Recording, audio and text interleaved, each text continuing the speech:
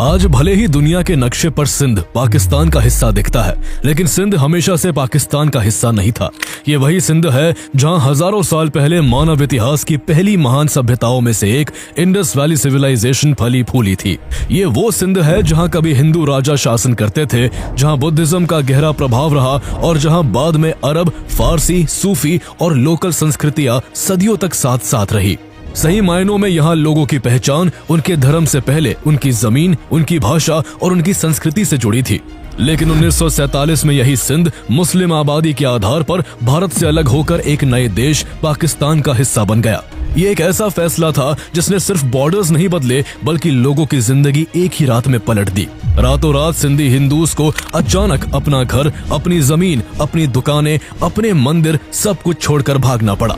हजारों परिवार अचानक रातों रात रेफ्यूजीज बन गए। सिंध में दलित हिंदूज की हालत और भी खराब हो गई। जब उनके भारत आने की बात उठी तो पाकिस्तान के प्राइम मिनिस्टर लियाकत अली खान ने इंडियन हाई कमिश्नर से साफ शब्दों में कहा, अगर ये लोग चले गए तो कराची की सड़कों और लैट्रिन्स को कौन साफ करेगा। लेकिन हालात सिर्फ सिंधी हिंदूज के खराब नहीं थे, बल्कि जिन सिंधी मुस्लिम्स ने सोचा था कि पाकिस्तान बनने से उनका भविष्य बेहतर होगा, उन्हें भी जल्द ही सच्चाई का सामना करना पड़ा। इंडिया से सिंध में आकर बसे मुहाजिर मुस्लिम्स का दबदबा बढ़ने लगा और उनकी जमीन, नौकरियां और सत्ता सब पर उनका कंट्रोल होने लगा। सिंध पर धीरे धीरे ऐसे लोगों का राज हो गया जिनका सिंध की जमीन, संस्कृति और पहचान से कोई रिश्ता नहीं था। और फिर हालात ये हो गए कि वो सिंध जो पार्टीशन के समय भारत का पहला ऐसा प्रोविंस था जिसने अपनी मर्जी से पाकिस्तान के साथ जाने का फैसला लिया था, वही सिंध 91% मुस्लिम आबादी वाला प्रोविंस होने के बावजूद पाकिस्तान से आजादी की मांग करने लगा।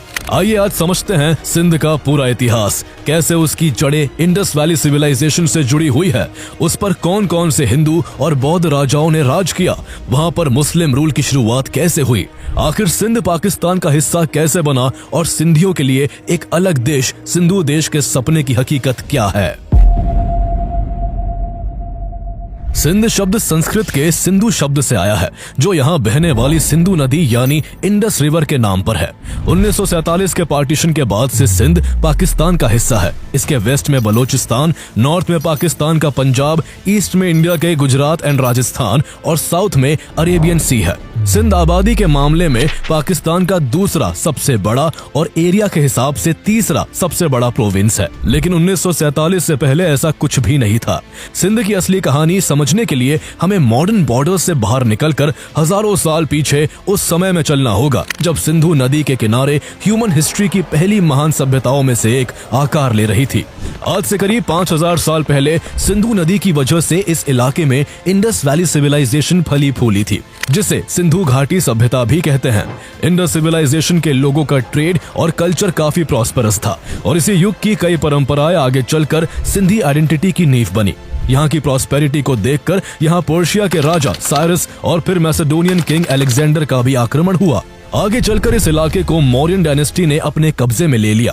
चूंकि मौर्यन किंग अशोका ने बौद्ध धर्म स्वीकार कर लिया था और इसका जमकर प्रचार भी किया था, इसलिए सिंध के भी काफी लोगों ने बौद्ध धर्म को स्वीकार किया। इस तरह उस समय तक सिंध में हिंदू और बौद्ध के रूप में दो रिलीजन्स के लोग रहते थे। इसके बाद यहाँ कुषाण किंग का शासन रहा। कुषाण राजा कनिष्क ने सिंध को चाइना के सिल्क रूट से जोड़ा, जिससे सिंध ने खूब प्रोग्रेस की।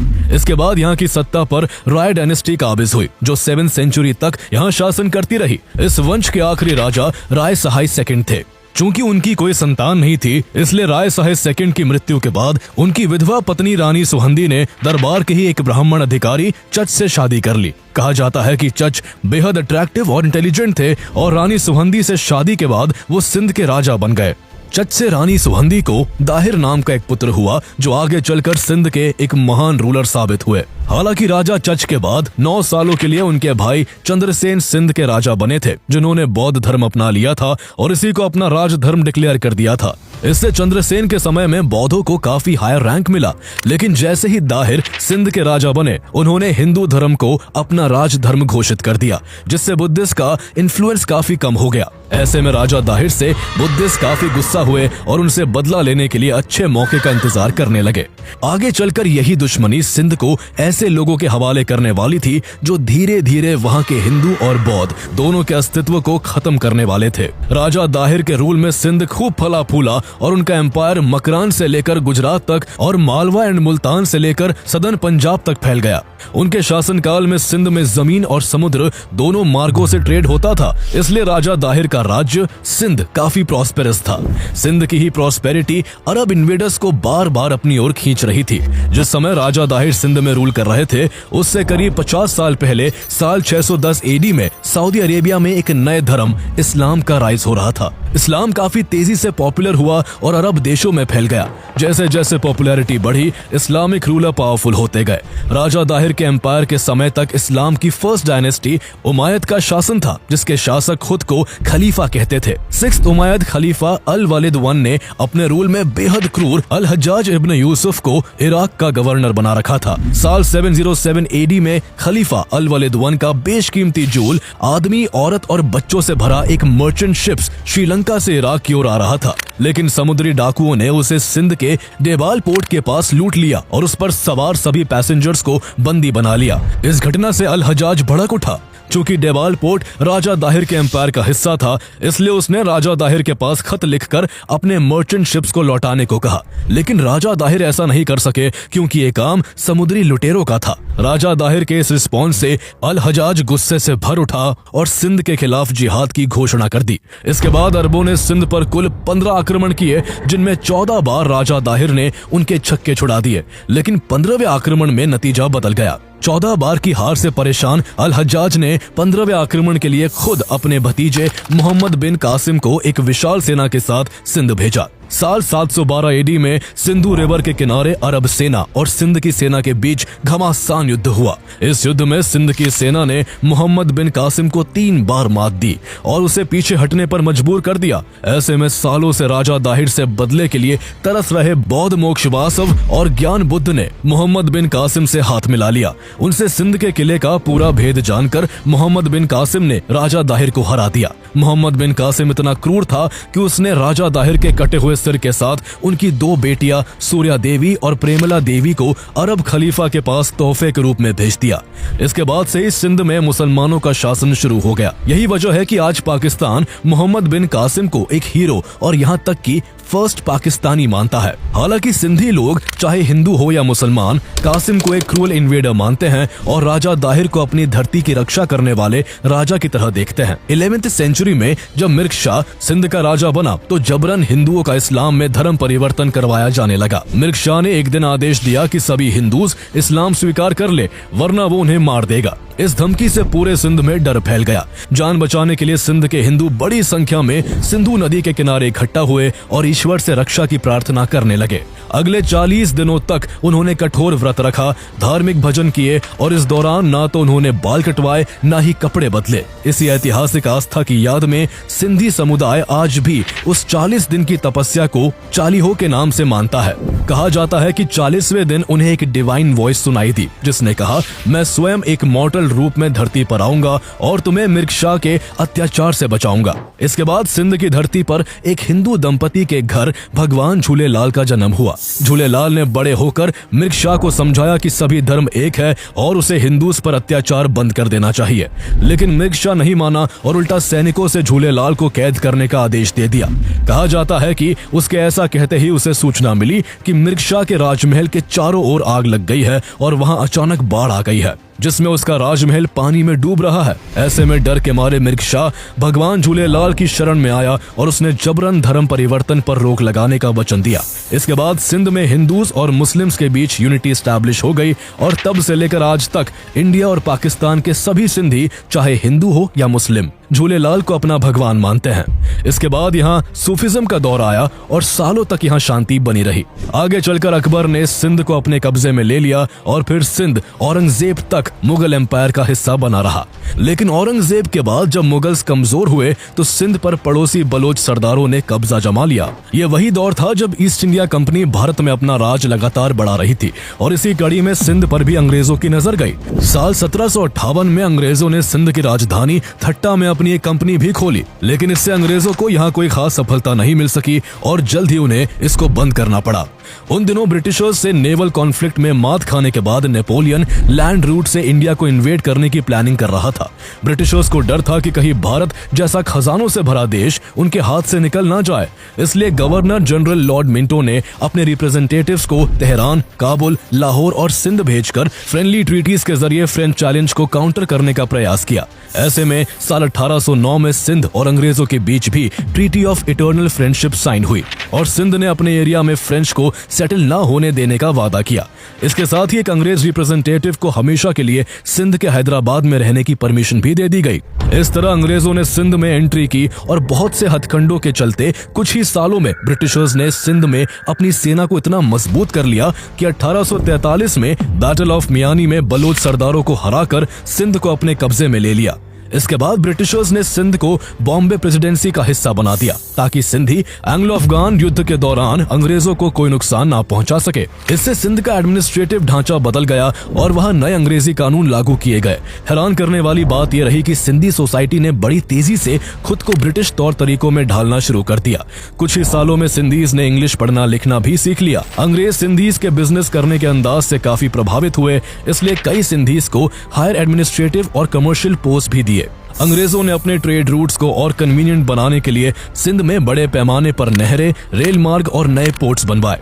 इंडस रिवर पर बना सुकुर बैरेज भी इनमें से एक था, जिसने सिंध के एग्रीकल्चर को नई दिशा दी, जिससे सिंध काफी डेवलप हुआ। इन सब के बीच सिंध में समय समय पर कई सिंधी इंटेलेक्चुअल्स और नेता उभरते रहे, जो अंग्रेजों से लगातार सिंध को एक अलग प्रोविंस बनाने की मांग करते रहे।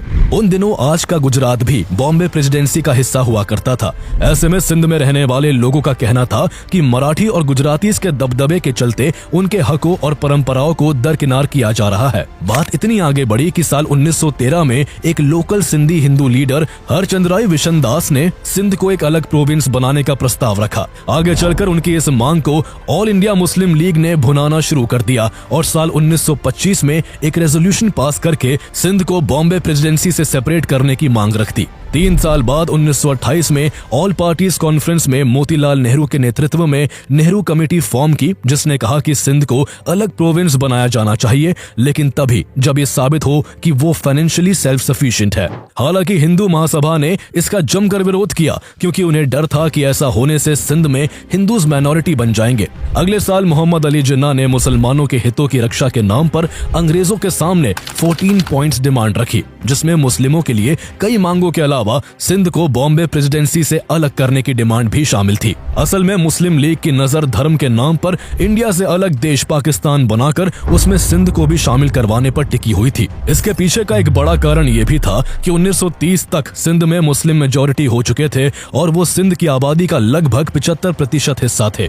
हालांकि सिंध भारत के अन्य हिस्सों की तुलना में कम सेक्टेरियन था, लेकिन प्रांत के मुस्लिम एलीट और उभरते हुए मुस्लिम मिडिल क्लास ने अपनी पॉलिटिकल और इकोनॉमिकल सिक्योरिटी के लिए सिंध के हिंदूज को सिंध के बजाय बॉम्बे से जोड़ा।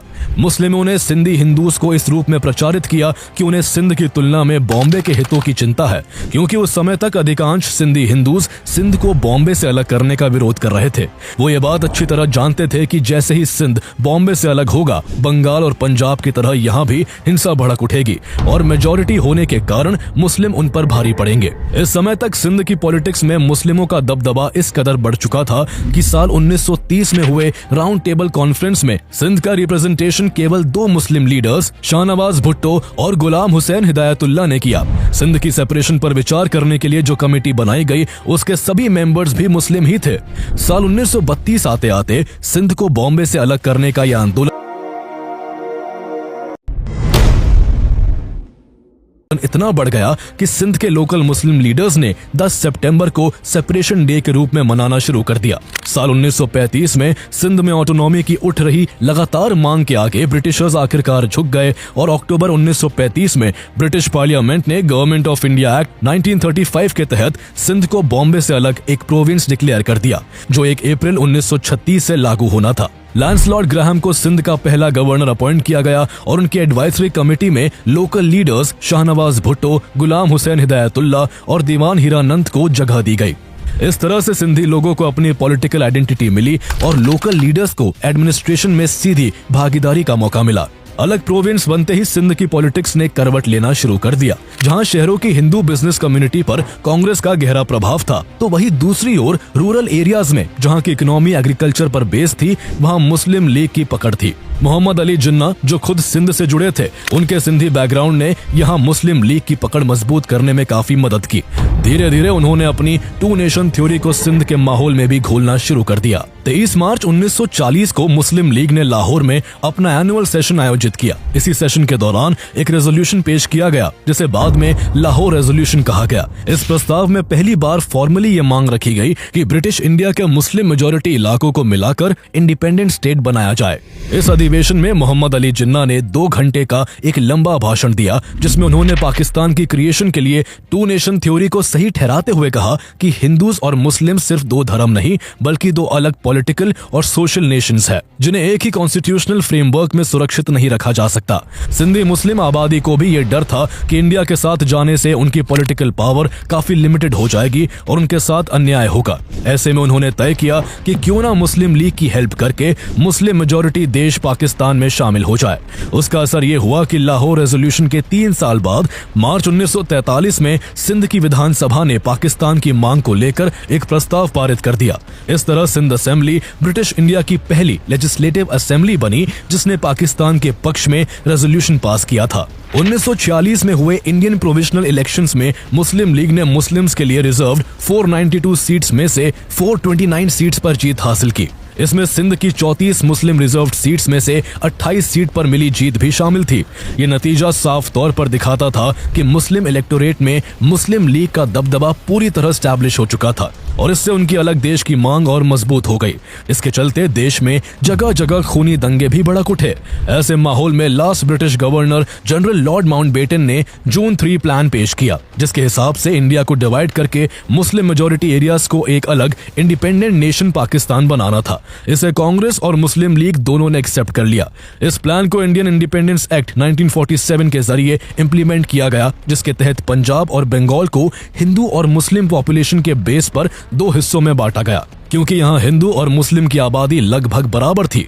इस तरह जहाँ ईस्ट पंजाब और वेस्ट बंगाल इंडिया में रहे, तो वही वेस्ट पंजाब और ईस्ट बंगाल को पाकिस्तान में शामिल कर दिया गया। लेकिन सिंध की कहानी थोड़ी अलग थी। सिंध में मुस्लिम आबादी हिंदुओं से लगभग 3 गुना ज्यादा थी।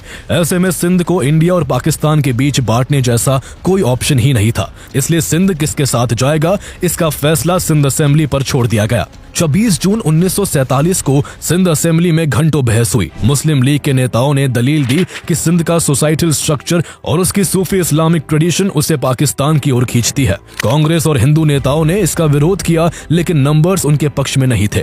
सिंध असेंबली के इलेक्टेड मेंबर्स में से 33 ने पाकिस्तान के साथ जाना चुना, जबकि 20 ने इसके खिलाफ वोट किया। बहुमत पाकिस्तान के पक्ष में था और इस तरह सिंध वो पहला प्रोविंस बना जिसने पाकिस्तान के साथ जाने का फैसला किया। कांग्रेस ने भी सिंध के पाकिस्तान में जाने का विरोध नहीं किया। दरअसल 1946 के इलेक्शंस के बाद ये लगभग कंफर्म हो चुका था कि सिंध असेंबली का झुकाव पाकिस्तान की तरफ है। कांग्रेस अगर जोर लगाकर सिंध को इंडिया में शामिल करने की कोशिश करती, तो इसका मतलब होता एक मुस्लिम मेजोरिटी प्रोविंस को उसकी असेंबली की इच्छा के खिलाफ रोकना, जो उस समय कांग्रेस की डिक्लेयर्ड पॉलिसी और एथिकल पोजीशन दोनों के खिलाफ जाता। यही कारण था कि कांग्रेस ने सिंध के मामले में कोई अग्रेसिव पुश नहीं दिया।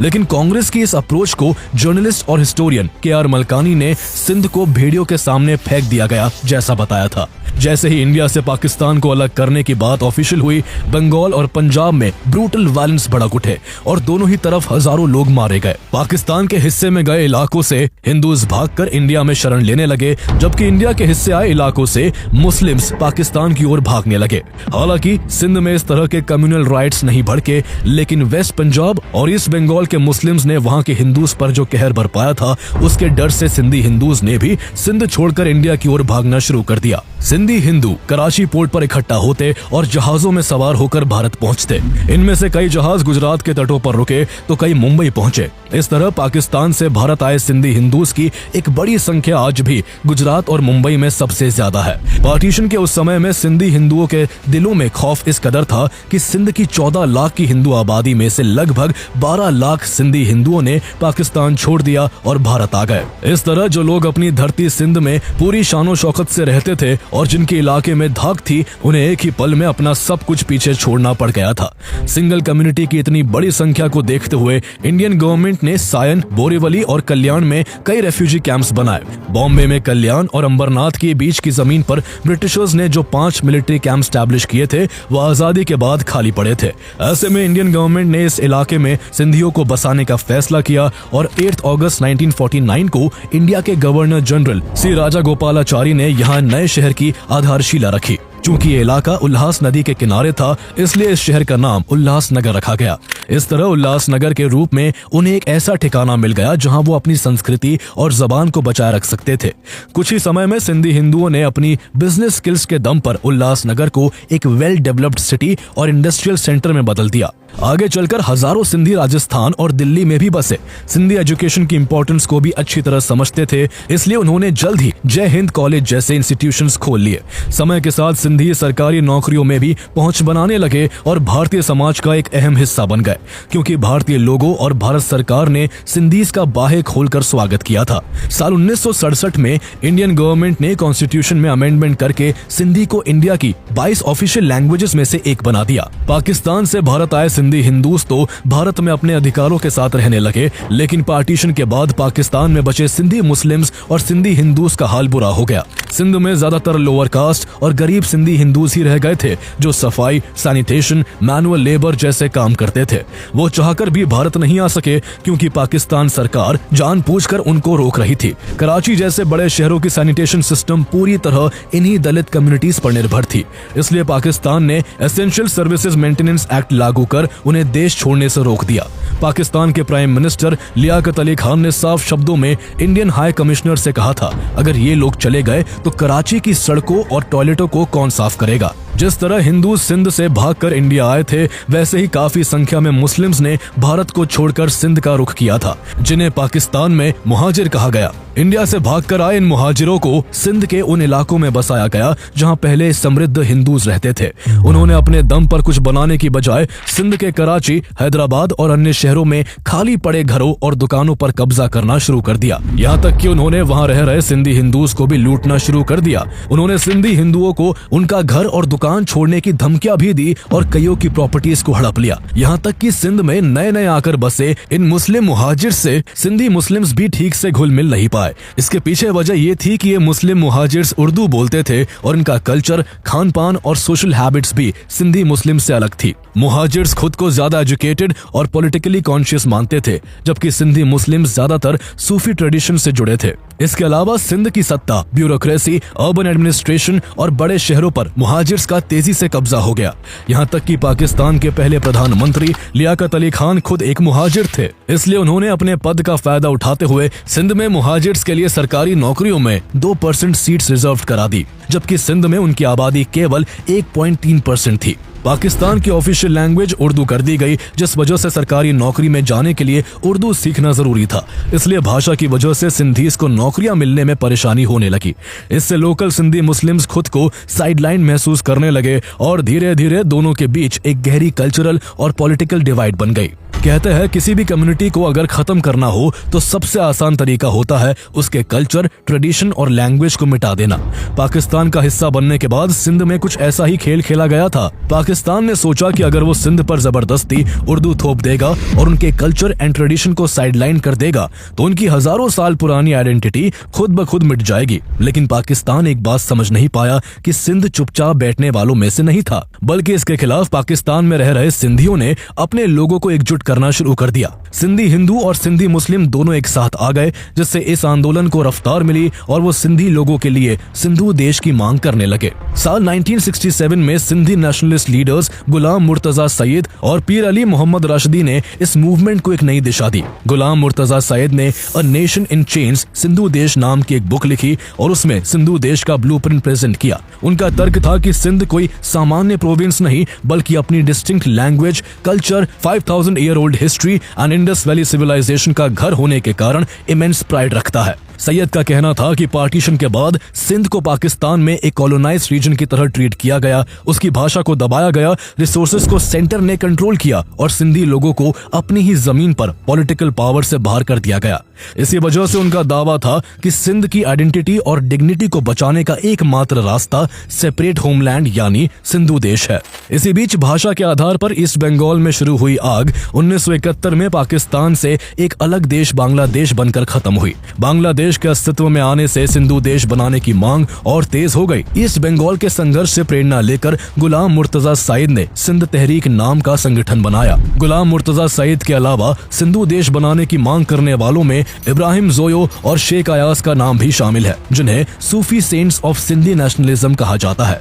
जनरल जिया उल हक के शासन में सिंध में गुरिल्ला यूनिट्स उभरने लगी और वो यूनिट्स इस्लामाबाद की पंजाबी डोमिनेटेड फेडरल ट्रूप्स के खिलाफ लड़ने लगी, लेकिन पाकिस्तानी आर्मी ने उन्हें हर बार बुरी तरह से कुचल दिया। लेट 1980s में गुलाम मुर्तजा सईद सिंध नेशनल अलायंस के नेता बने और उन्होंने अनेक आइडियोलॉजिकल ग्रुप्स को एक मंच पर लाने की कोशिश की, लेकिन 1988, 1990 और 1993 के इलेक्शंस में उनकी पार्टी एक भी सीट नहीं जीत सकी, जिसके बाद सिंधु देश का मूवमेंट थोड़ा कमजोर पड़ गया। साल 1992 में पाकिस्तानी गवर्नमेंट ने गुलाम मुर्तजा सईद को अरेस्ट कर जेल में डाल दिया और 25 अप्रैल 1995 को कराची में कैद के दौरान ही उनकी मौत हो गई। आज सिंध में जीए सिंध कवामी महज, JSQM, वर्ल्ड सिंधी कांग्रेस, सिंधु देश लिबरेशन आर्मी SLA और जीए सिंध तहरीक जैसी कई प्रो सिंधु देश ऑर्गेनाइजेशंस मौजूद है जो सिंधु देश की मांग को जिंदा रखे हुए हैं। इनमें JSQM जैसे संगठन नॉन वायलेंट इंडिपेंडेंस मूवमेंट की बात करते हैं, जबकि सिंधु देश लिबरेशन आर्मी जैसे groups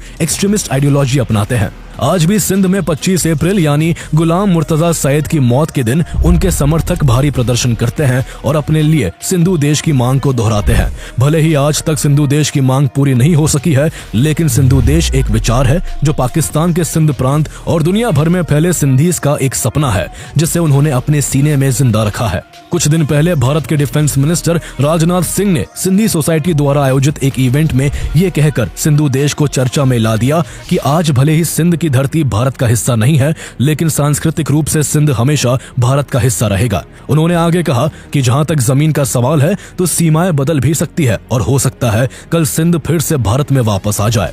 x vice prime minister Lal Krishna Advani की बुक का जिक्र करते हुए वो कहते हैं कि सिंधी हिंदूज आज तक सिंध को भारत से अलग करने की बात को कबूल नहीं कर पाए हैं। इससे पता चलता है कि भारत आज भी सिंध प्रदेश को अपना हिस्सा मानता है। इसकी एक झलक भारत के नेशनल एंथम में भी दिखती है, जहां आज भी सिंध को इंडिया के एक इलाके के रूप में जगह दी गई है। अगर आपको सिंध की ये कहानी सोचने पर मजबूर करती है तो आपको बलोचिस्तान की कहानी भी जरूर जाननी चाहिए कि आखिर कैसे पाकिस्तान का एक और हिस्टोरिक रीजन अपनी आइडेंटिटी, रिसोर्सेज और ऑटोनॉमी के लिए दशकों से स्ट्रगल कर रहा है। बलोचिस्तान की पूरी कहानी आप हमारी पिछली वीडियो में देख सकते हैं, जिसका लिंक आपको इस वीडियो के डिस्क्रिप्शन में मिल जाएगा।